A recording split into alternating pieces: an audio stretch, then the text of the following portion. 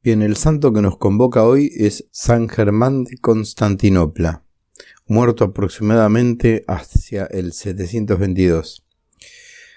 Bueno, Germán nació aproximadamente en el 635, no hay una fecha precisa, oscila entre 125 y 635, siendo Heraclio emperador bizantino.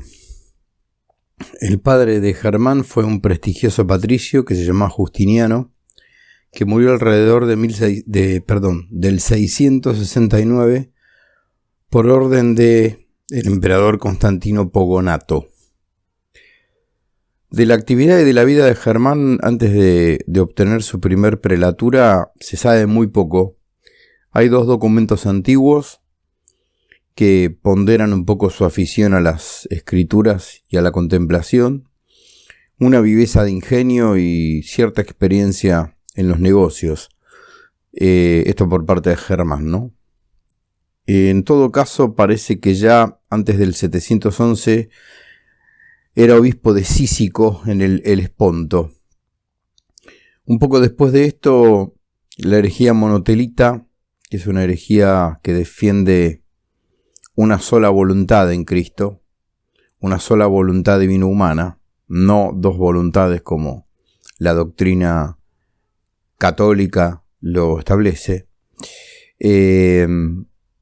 Esa herejía, a pesar de haber recibido ya una definición conciliar en el 681, en el Sexto Concilio Ecuménico, tuvo cierta revivencia la herejía por corto espacio con el emperador Filípico del 711 al 713, y ahí Germán se vio relativamente presionado y bueno, tuvo cierta debilidad en ceder en el sínodo de Constantinopla, que se celebró en el año 712.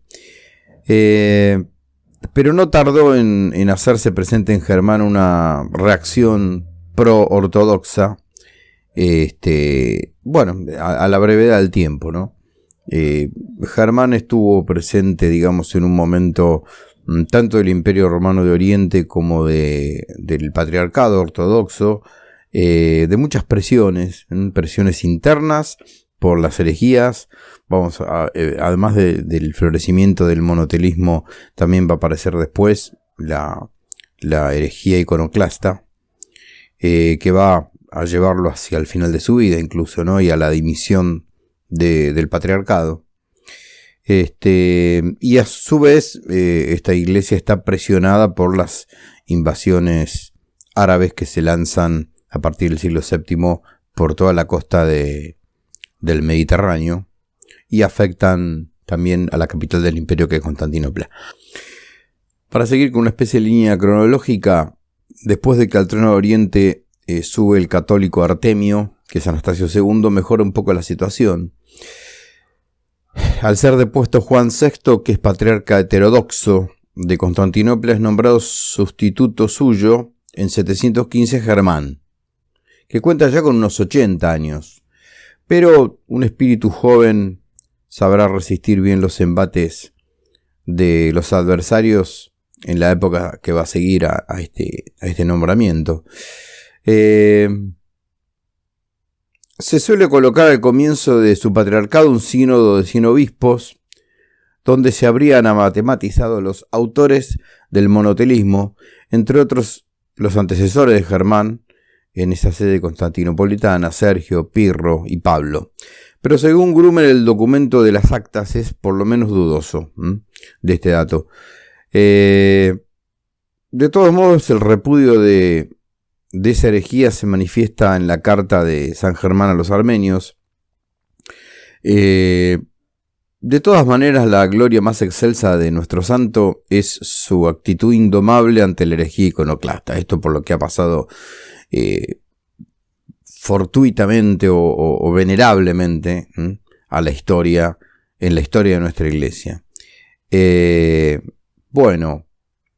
La herejía iconoclasta propugnaba la destrucción física directamente, era muy violenta, de las imágenes de Cristo y de los santos, ¿no? el furor un poco de este movimiento iconoclasta data más o menos del siglo VIII. Hay cierta actitud hostil de los árabes. Hay ciertos motivos religiosos de reforma que propugnan un poco esta postura.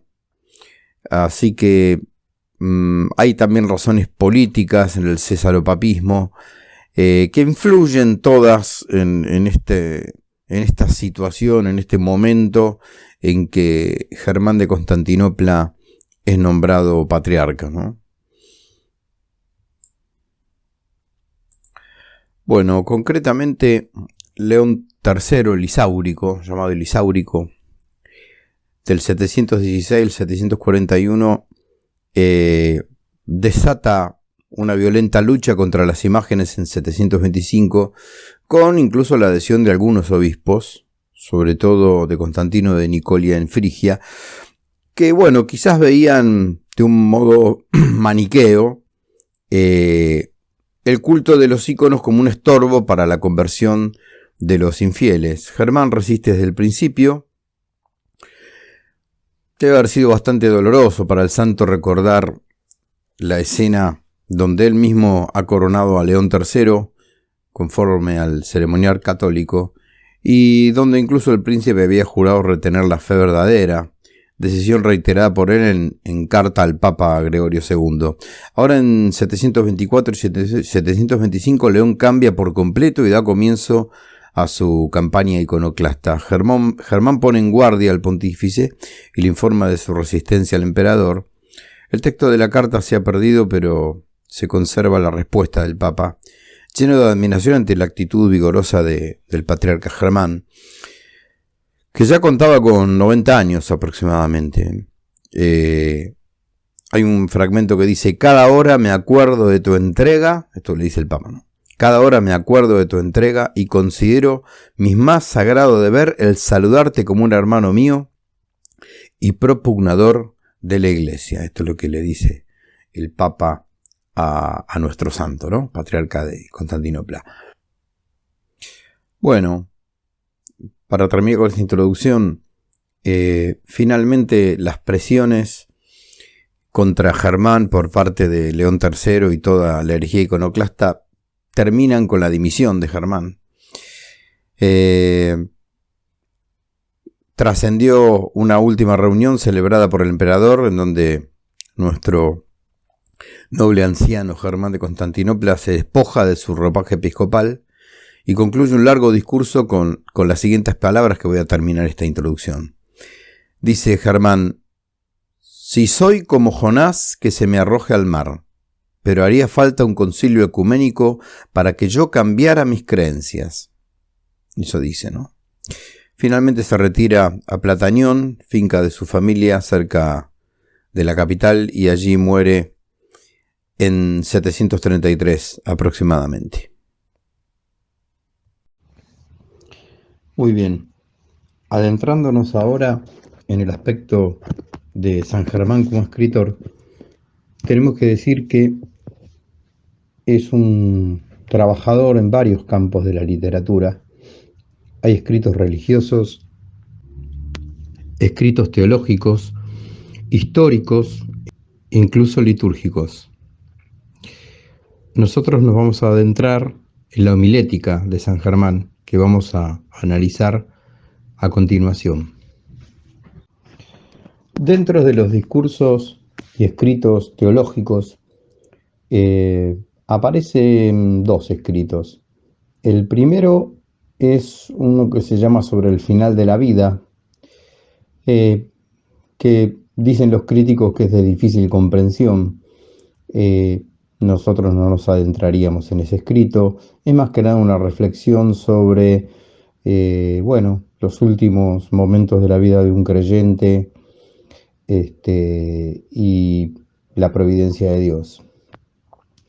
En los escritos teológicos tal vez nos interese más ingresar en alguna de sus cartas.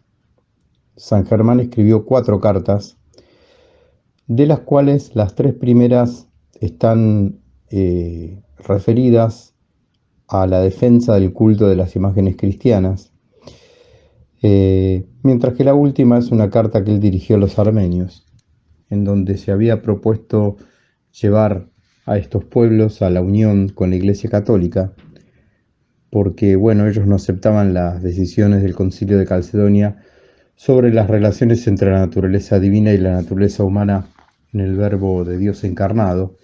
Y era el problema que había con la herejía monofisita, que admitía la unidad de persona, pero condenando al error de la fusión, de la unión mal entendida entre naturaleza humana y naturaleza divina, como que las dos naturalezas perdieran sus operaciones específicas y no se distinguieran, como lo dice la sana doctrina, sino que se fusionaran en una naturaleza mixta, venida menos en la divinidad y superaumentada, por decirlo en algún modo, en la naturaleza humana. Luego, en el campo literario, histórico, religioso, Germán escribe una reseña breve titulada Los Santos Sínodos y las Herejías, donde bueno, explica una sucesión de herejías que sacudieron a la Iglesia, nombrando a sus principales promotores, a sus adversarios eclesiásticos y a los concilios que terminaron condenando y resolviendo el error, comenzando por la temprana herejía de Simón el Mago, siguiendo por los maniqueos, e incluso llega hasta los comienzos de la herejía iconoclasta, de la que él posee un conocimiento directo en el momento en que está escribiendo esto, ¿no? Este último escrito es bien considerado por los críticos, a pesar de que tiene numerosos errores. San Germán escribe esto después de que él ha dimitido y se ha aislado. Y en ese aislamiento, en esa dimisión, no tiene acceso a fuentes que hubiera necesitado para ajustar detalles y datos de semejante obra. Pero bueno, él, de algún modo, dependiendo de su propia memoria y experiencia, realiza una obra que ha sido bastante bien considerada por algunos como una pequeña joya en cuanto a estudio de esta temática de las herejías, ¿no? Respecto a la homilética, que es lo que más nos interesa, se le pueden atribuir con seguridad a Germán 7 homilías de contenido mariano. También hay otro espectro de escritos que se le atribuirían con bastante verosimilitud a Germán, también en el género homilético, pero bueno, ya ahí contaríamos con una probabilidad de la autoría. Pero hay 7, repito, homilías que son con toda seguridad de Germán. Nosotros vamos a analizar algunas. Después, en lo que respecta al campo litúrgico, la intervención literaria de San Germán lleva dos direcciones. Por un lado, la de la poesía, y por la otra, la de los tratados. Respecto a la poesía litúrgica, sabemos que San Germán se dedicó bastante a ella. Se reconocen algunos sticari y 24 cánones litúrgicos. Eso sería lo que constituye una parte en realidad. Probablemente la producción de Germán haya sido mayor, de producción en este campo de la poesía litúrgica. En el segundo aspecto estaría los tratados litúrgicos. Ahí aparece una historia eclesiástica y una teoría mística.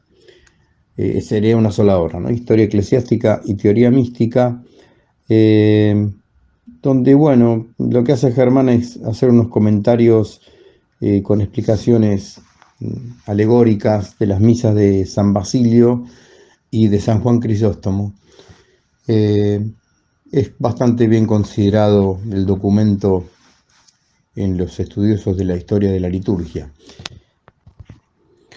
Respecto a al beneficio que ha traído para los fieles. La clave por ahí de esta obra sería una explicación espiritual y doctrinal de los símbolos litúrgicos y del misterio eucarístico. Por consiguiente, también por esta inspiración suya corresponde a la misma espiritualidad pastoral que veremos emerger en las homilías y en las cartas de Germán de Constantinopla.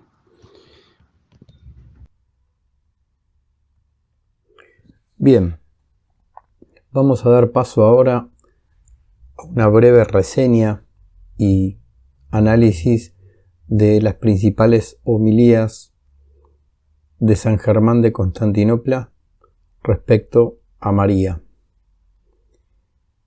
La primera de ellas se refiere a la solemne entrada de la Santísima Madre de Dios en el templo cuando es presentada por sus padres Joaquín y Ana a los 3 años. Vamos a citar unos breves fragmentos.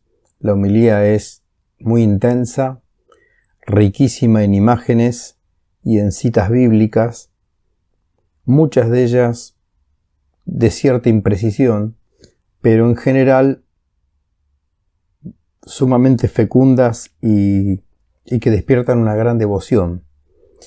Es de notar que estos orientales han tenido siempre,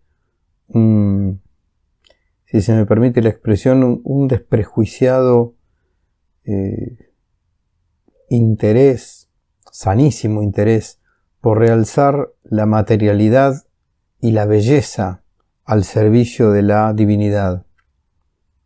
Esto en Occidente ha tenido otra historia. Occidente es mucho más austero en cuanto a, desde el punto de vista litúrgico, ornamental. Oriente siempre ha abundado en una materialidad que no ahorra ningún tipo de recurso a la hora de alabar a Dios.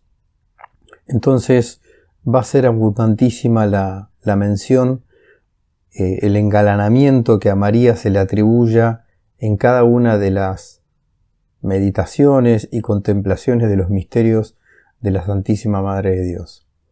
Vamos a leer algunos fragmentos de esta primera homilía. En el número 1, San Germán escribe respecto a la fiesta de la presentación de María, ¿no?, en el templo a los 3 años. Todas las sagradas festividades, donde quiera que se celebren, llenan a los participantes de un gozo espiritual que tiene su origen en los tesoros celestiales y en las fuentes divinas. Sin embargo, la fiesta que ahora solemnizamos ocupa un lugar primordial y sobrepasa a todas en esplendor y alegría, en la medida en que la hija de Dios va por delante de todos y aventaja a todo el mundo. Al acudir cada año a este sacratísimo convite, es necesario que quienes participen de él estén limpios de toda maldad. Si es de vuestro agrado, venid pues conmigo con el espíritu alegre, con el alma bien limpia y con espléndidas vestiduras. Vayamos juntos a recoger las apreciadísimas flores del jardín de la Madre de Dios, aspirando el suave olor que a modo de incienso se eleva desde los cálices de color de rosa, como bellamente lo expresa Salomón en los cánticos diciendo: ¿Quién es esta que sube del desierto como columna de humo formada de perfumes, de mirra y de incienso y de toda especie de aromas? Bueno, muy bien. Esa última cita es del Cantar de los Cantares, capítulo 3. Abunda muchísimo en la cita de este libro, sobre todo por la voluptuosidad y la magnificencia de la belleza de ese enigmático personaje del Cantar de los Cantares.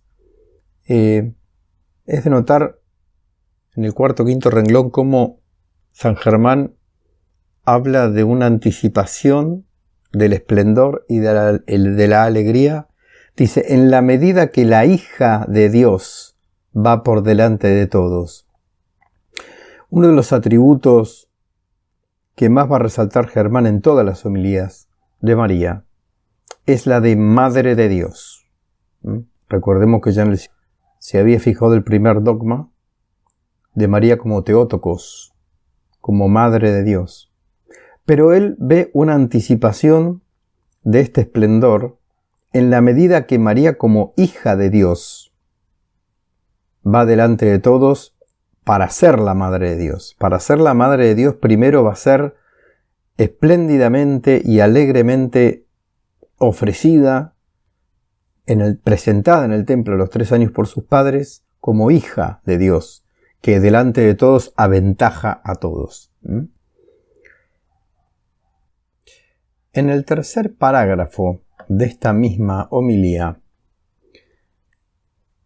San Germán va a hablar de un misterio de suma generosidad.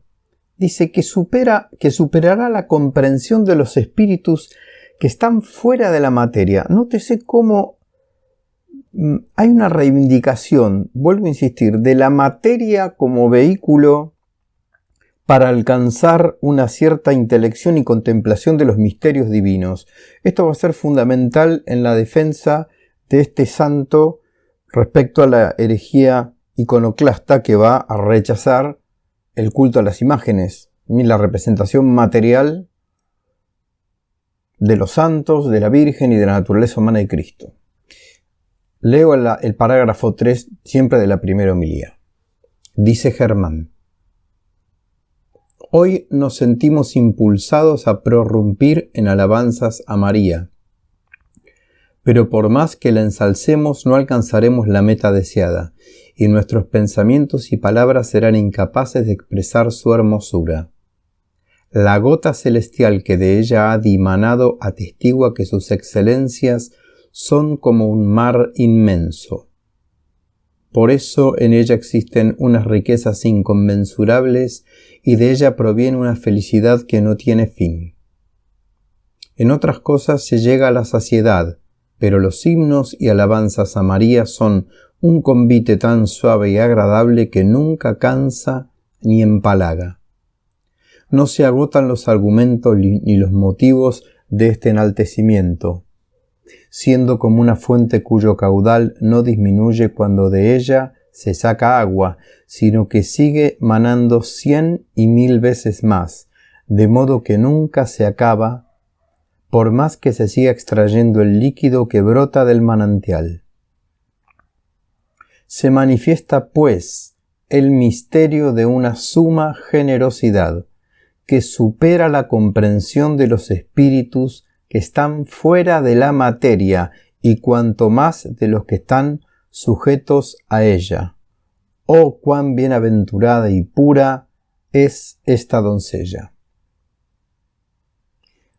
Puede verse ahí con claridad cómo juega San Germán al final del parágrafo con algo que está por encima de la comprensión del espíritu puro que puede ser el ángel e incluso de la criatura humana, con una unión sustancial de materia y de espíritu, ¿no? En párrafos más adelante, Germán va a hacer hincapié primero en el número 3, por haber sido presentada aparentemente María por sus padres en el templo a los 3 años. Dirá algo por el estilo: puesto que la segunda persona de la Santísima y Eterna Trinidad, de muy buen grado, con el beneplácito del Padre y por obra del Espíritu Santo, se disponía ya a entrar en el seno de la Virgen Madre, era conveniente que ella fuera consagrada con la gloria y el esplendor de este número, el 3. Así pues, a los 3 años de edad, es presentada en el templo gracias a una firme y segura disposición del que es a la vez su creador y su hijo. Es decir, por un lado, con el número 3 va a mostrar cierta connaturalidad en algún sentido, con la Trinidad.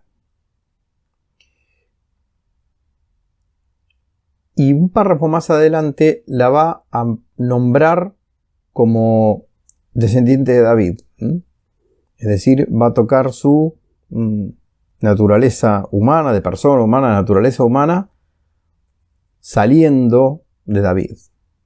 Dice Germán, efectivamente está revestida de la más pura e incontaminada virginidad y adornada con la más incomparable y resplandeciente hermosura.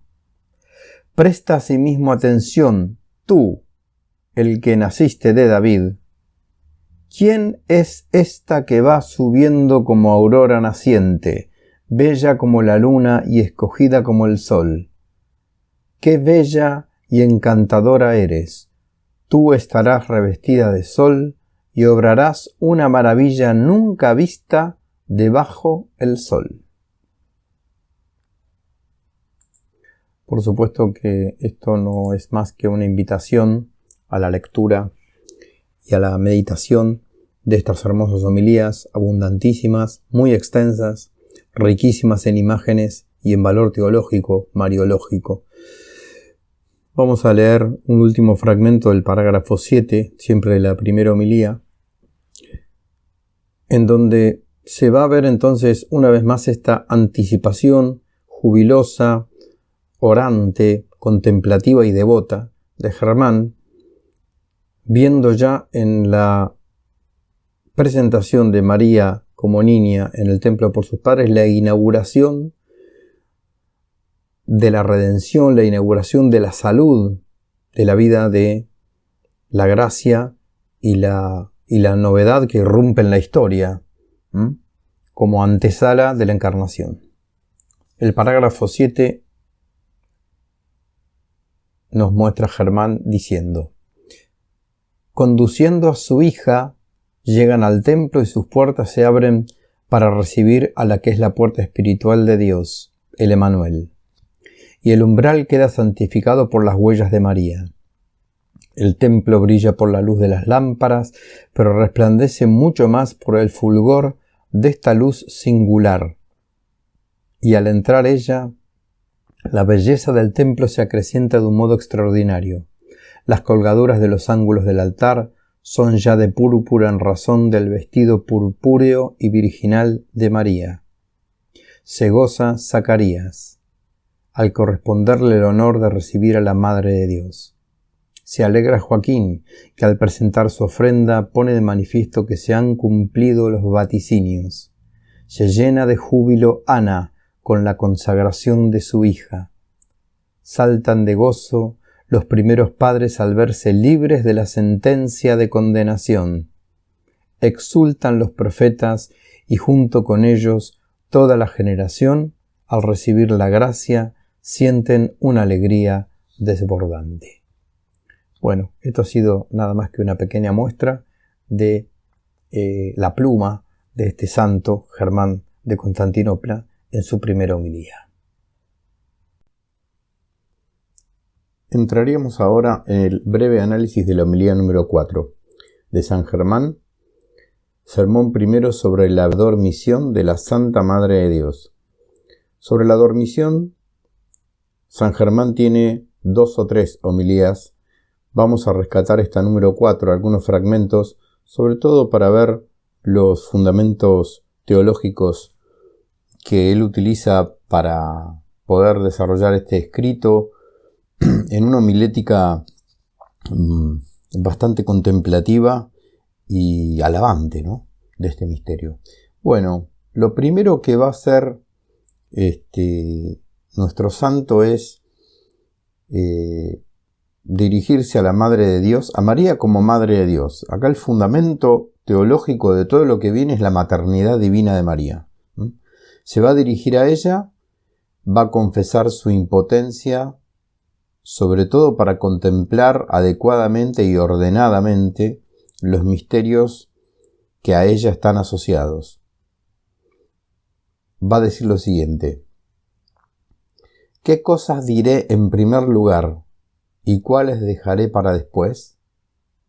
Entonaré alabanzas a tu convivencia con los mortales y celebraré la gloria de tu dormición para pasar a la vida inmortal en el día de tu asunción, según el Espíritu?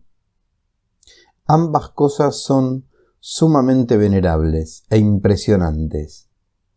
Mis razonamientos estarán muy lejos de lo que corresponde a tus triunfos, pero teniendo en cuenta lo que hoy celebramos, mis cánticos, oh Madre de Dios, se iniciarán con la memoria de tu preclaro y glorioso tránsito. Paso siguiente, San Germán, a partir de el misterio de la maternidad divina de María, va a ponerla como instrumento de unión entre el cielo y la tierra, es decir, lo que se da en su seno, que el Verbo unigénito del Padre asume la naturaleza humana en su carne. San Germán lo va a llevar al plano cósmico, relacionando a los ángeles, a los pastores, al cielo, a la tierra, poniéndola a María como un punto de conjunción entre estas dos realidades que habían quedado de algún modo rotas, disociadas por el pecado. En párrafos más adelante escuchamos a San Germán en la homilía número 4. Mas cuando los hombres miserables vivían en el error y en la idolatría e infestaban el aire con el humo de sus sacrificios, entonces los ángeles se apartaron de la convivencia con los seres humanos. Y Dios, por su parte, apartó de ellos su Espíritu Santo. Sin embargo, después de que en los últimos tiempos diste a luz al Verbo de Dios Padre que existía en el principio, al punto los coros de los ángeles, inclinándose hacia abajo, contemplaron a Dios nacido de ti, y proclamaron la gloria manifestada en lo más alto de los cielos y la paz establecida sobre la tierra. De este modo, entre los ángeles y los hombres, entre el cielo y la tierra, ya no existe enemistad y separación, sino una concorde convivencia, y así unos y otros, ángeles y hombres, participan de una única y armoniosa glorificación del Dios uno y trino. Ahí vemos entonces cómo Germán muestra cómo los ángeles vuelven a contemplar, gracias a María, gracias a la maternidad divina de María, vuelven a contemplar, vuelven a poner sus ojos, por decirlo de alguna manera, de nuevo hacia los hombres, hacia la tierra, hacia abajo, para también decirlo de otra manera. Después de que los hombres se habían hecho idólatras y pecadores, los ángeles habían quitado su vista de ellos, y gracias a María vuelven a mirar la tierra, por decirlo de alguna manera. Es muy gráfico Germán en lo que respecta a ese hecho. Bueno, yo decía que la maternidad divina de María es algo recurrente y es el fundamento teológico de todos los misterios marianos, y San Germán lo rescata. Él vuelve cíclicamente a este elemento en el discurrir de sus homilías. Es muy de los antiguos el desarrollo circular de la homilética y del discurso. Nosotros actualmente tenemos una idea más lineal, ¿no? De una introducción, de un nudo y de un final, de un cierre, pero en el mundo antiguo y medieval se da más la cuestión circular, ¿no? Es decir, se planteaba una idea, se la hacía avanzar hacia otra idea y después se la volvía a retomar con más fuerza, con otro perfil. El tema de la maternidad divina de María vuelve a aparecer recurrentemente como fundamento teológico de todo lo que él está intentando contemplar y orar. En un párrafo más adelante, dentro de esta homilía, escuchamos a Germán haciendo referencia de vuelta a la maternidad divina de María. Dice: al hablar la Escritura del seno que existía desde antes de la estrella de la mañana, se refiere al modo como es engendrada aquella luz que existe desde antes de que existieran los cielos y la tierra, pues, con anterioridad a toda criatura visible o invisible, el unigénito fue engendrado por el Padre desde la eternidad y es luz de luz.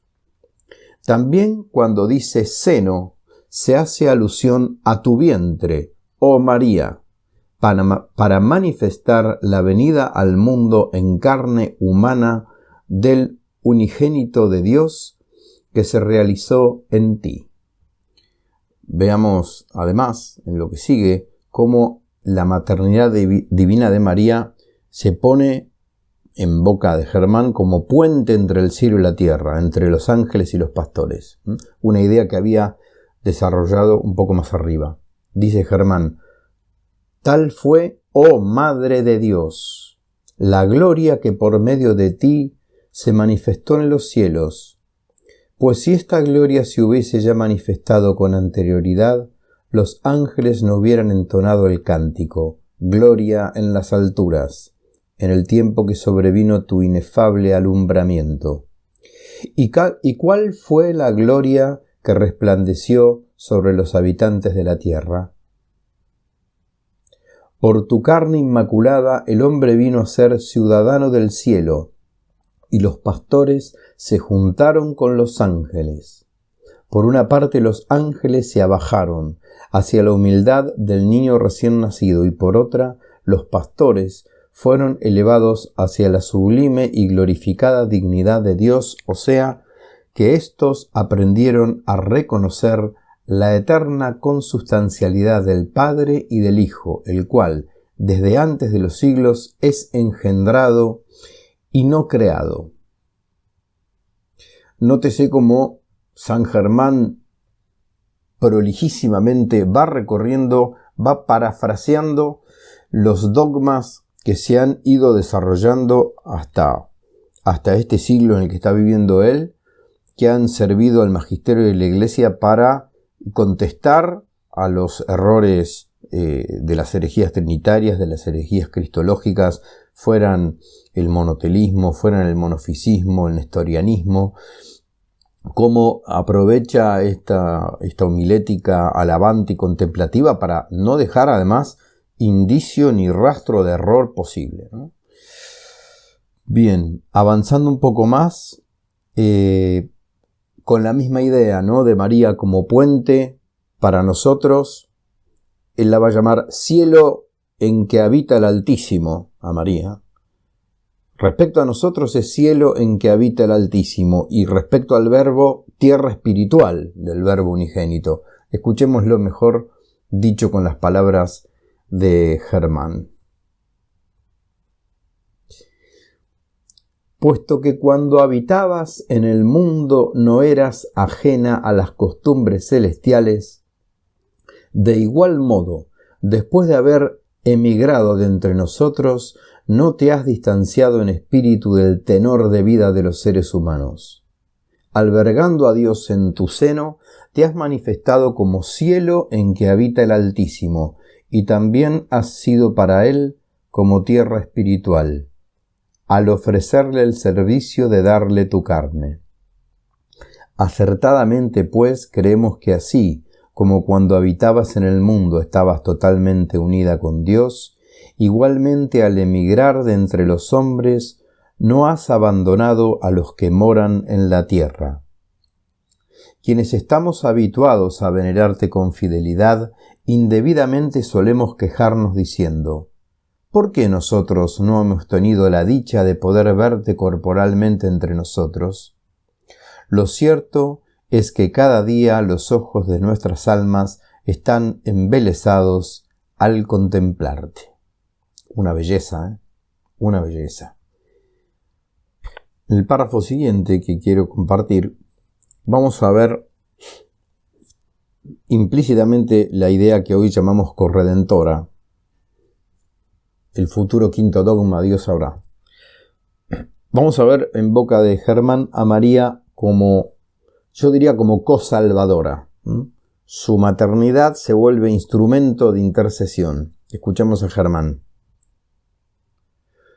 le dice a María: tú no rechazas a los que has salvado, ni abandonas a los que has reunido, pues tu espíritu siempre vive y tu carne no sufrió la corrupción del sepulcro.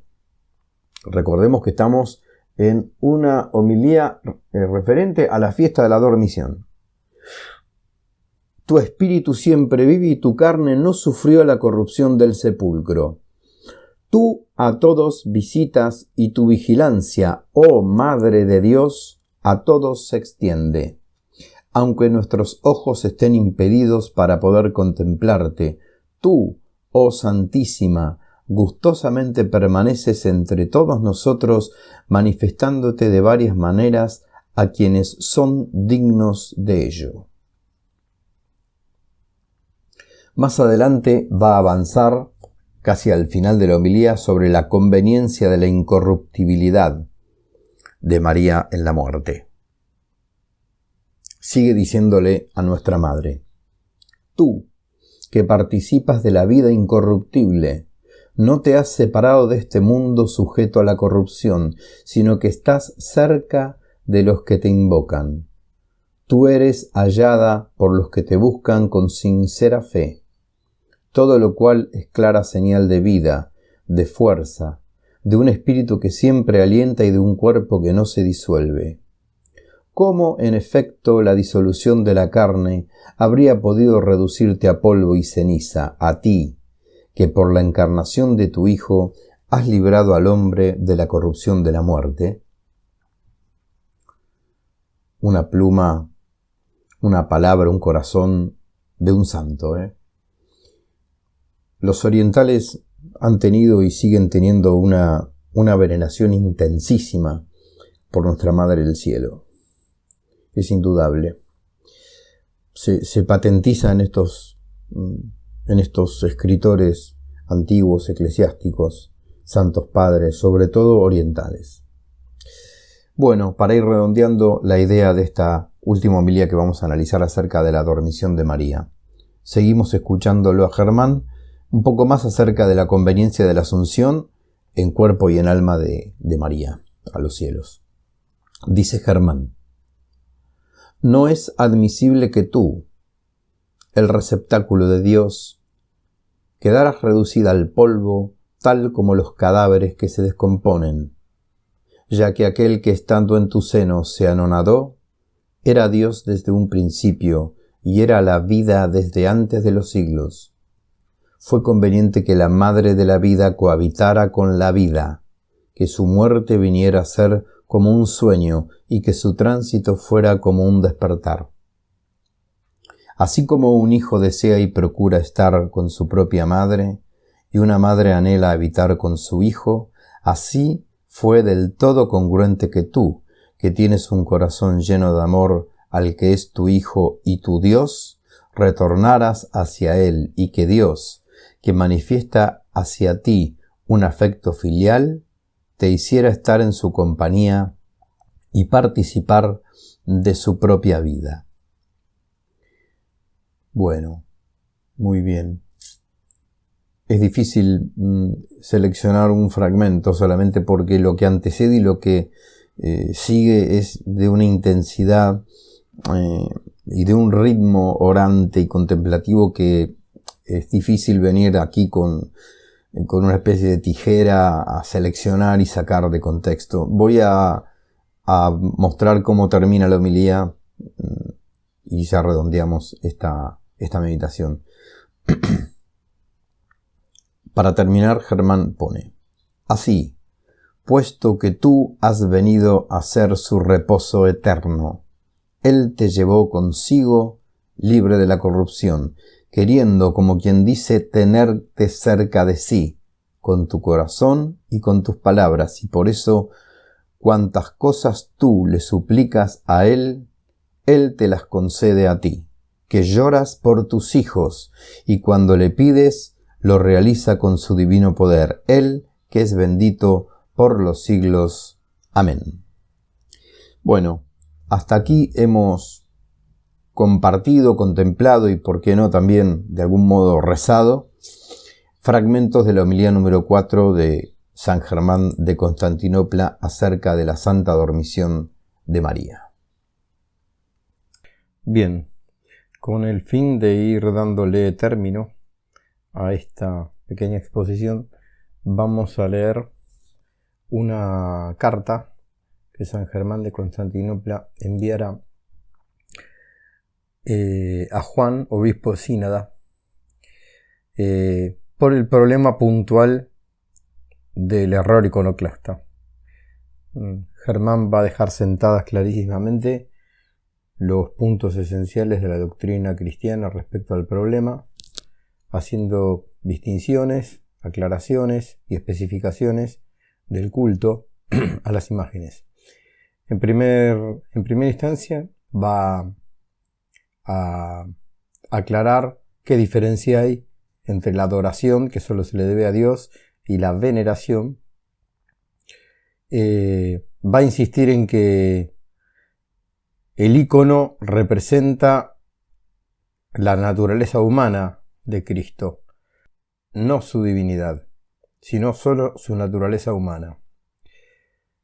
Lo que se reproduce en la imagen de la naturaleza humana es un recuerdo y es una veneración del hecho de la encarnación. Eso es lo que va a insistir en algún fragmento San Germán en esta carta. Después va a hacer la aplicación de esta veneración y de culto a las imágenes respecto a María, a los santos, y bueno, y por último vamos a cerrar con una cita literal a modo de extracto medular de todo el escrito. Vamos simplemente a leer algunos fragmentos, invitando a toda la audiencia a poder disfrutar de estos textos que son riquísimos y muy densos, que están publicados en el volumen de Ciudad Nueva de homilías mariológicas de Germán de Constantinopla. Bueno, vamos a ir a un primer fragmento entonces, en donde Germán va a establecer con claridad meridiana qué diferencia hay entre la veneración y la adoración. Dice el santo: nosotros no adoramos a ninguna criatura. Dios nos libre de ello. Ni prestamos a nuestros consiervos el servicio de culto que se debe únicamente a la soberanía divina. Efectivamente, cuando veneramos a los reyes o príncipes de este mundo, sabemos bien que no les prestamos la misma veneración que ofrecemos a Dios. Cuando aparece el profeta Natán postrándose en tierra para venerar a David, que era hombre y rey, no se le hace reproches como si hubiera dado culto a un hombre en perjuicio del que se debe a Dios. No consideramos que sea una desviación del culto perfecto debido a Dios al hacer íconos, usando la cera y los colores, pues no modelamos una imagen, una imitación, una figura o una forma de divinidad invisible, que ni siquiera las jerarquías superiores de los santos ángeles son capaces en modo alguno de comprender y de escrutar. El rescate de toda la doctrina cristiana en ese aspecto esencialmente es que en un momento de la economía de salvación, sobre todo a partir de la encarnación, Dios se quiere hacer visible, de algún modo. Visible, apreciable, si se me permite la expresión, tocable, palpable. Aquello del apóstol, lo que hemos visto y oído y lo que hemos tocado acerca del misterio de la vida que se nos manifestó, ¿no? Lo que hemos visto y oído, es decir, captado con nuestros sentidos. Dios de algún modo se hace captable por los sentidos. Eso que Dios ha decidido darle al hombre en su acto redentor al encarnarse, para que el hombre lo pueda tocar y sentir, esto es lo que se trata de representar en la iconografía y no otra cosa. Bien, Un poco más adelante, Germán, respecto a que el ícono presenta su naturaleza humana y no su divinidad, va a decir lo siguiente. En razón de ello, nosotros presentamos en los íconos su figura humana y el aspecto de su naturaleza carnal, pero no su divinidad incomprensible e invisible. De este modo procuramos manifestar las verdades de la fe, haciendo ver que el Verbo asumió nuestra naturaleza, no como una apariencia o una sombra, según erróneamente afirmaron algunos antiguos herejes. Un poquito más adelante prosigue. Con esta fe firme y segura acerca de Cristo, reproducimos la figura de su santa carne en los íconos, venerándolos y considerándolos dignos de todo honor y respeto, puesto que nos recuerdan el divino y vivificante misterio de la encarnación. Es decir, es una veneración y una consideración digna en tanto y en cuanto recuerdan la divinidad y la vivificación del misterio de la encarnación. Es un lazo. El culto a la imagen es venerar, si se me permite la expresión, un puente, un elemento que une, que asocia remotamente una realidad que no es lo que se está venerando.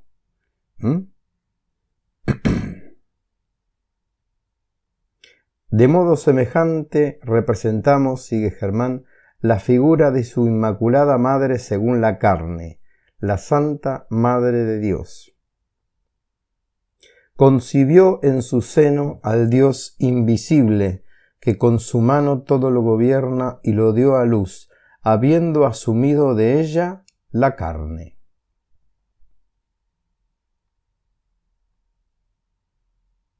Un poco más adelante, en la misma carta, ¿no?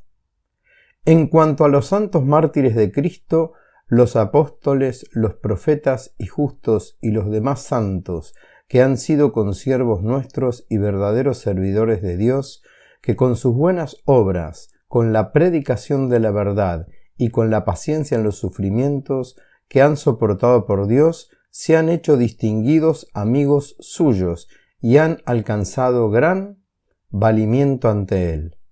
Nosotros los admiramos y los proclamamos bienaventurados y reproducimos sus imágenes para memoria de su nobleza y de su intrepidez en el divino servicio. Bueno, y para finalizar, tomamos el último extracto de esta primera carta a modo de cierre de este escrito y de esta pequeña charla. San Germán escribe un parrafito adelante de lo que habíamos dejado antes. No les tributamos el amor y la veneración que se deben a la gloria y al poder de Dios, como si consideráramos que comparten la naturaleza divina, sino que mediante la representación de su figura expresamos nuestro amor hacia ellos y la firmeza con que creemos las verdades de la fe que hemos escuchado. Efectivamente, puesto que somos de carne y sangre, nos vemos impulsados a reforzar, también por medio de la vista, las certezas que radican en nuestra alma. Los santos de Dios, a su vez, para ser fieles al culto, a la alabanza y a la adoración del único Dios verdadero, y para recomendarnos y enseñarnos lo mismo, derramaron su sangre y recibieron la corona correspondiente a su sincera confesión de fe. Bueno, con esta última cita damos por concluida esta charla, agradeciendo su atención y recomendándoles vivamente el tomo respecto a la biblioteca patrística de Ciudad Nueva, llamado Germán de Constantinopla, Homilías Mariológicas. Muchísimas gracias.